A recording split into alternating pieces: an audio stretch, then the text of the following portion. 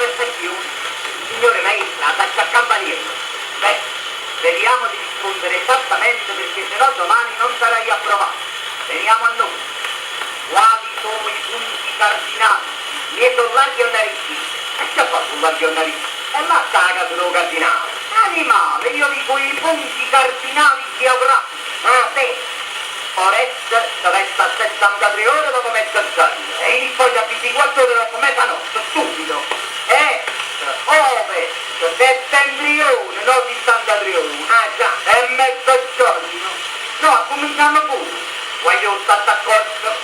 Chi fu quell'imperatore che fece incendiare Roma? Un mazzaniello, animale, un mazzaniello.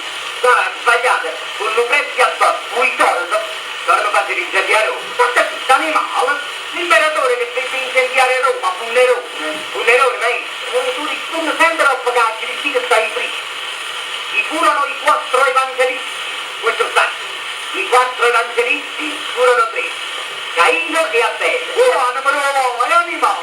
I 4 evangelisti furono 4. E lo faccio pure io. Giacobbe e Isacco. Questa Giacobbe e Isacco.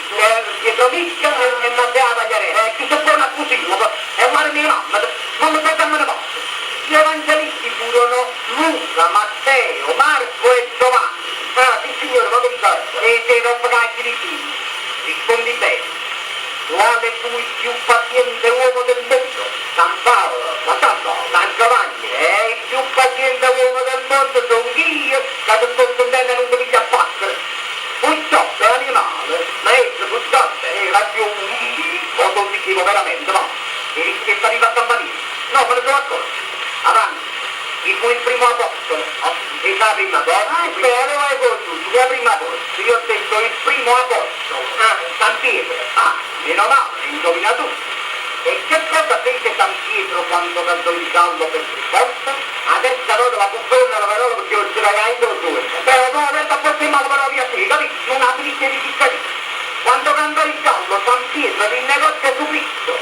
Quando faceva, va, quando faceva me lo voglio andare. Sono mai il primo che sono accorto. E modo lì. Come si chiamava quell'uomo che portava il mondo sulle spalle?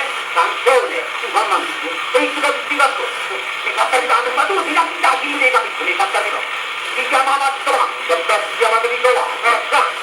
Oh lei, ma spiegatemi una cosa. Io Strando portava un mondo in gol e viene a Apriare. Hanno plasmato una tenda mesura e non come risponde.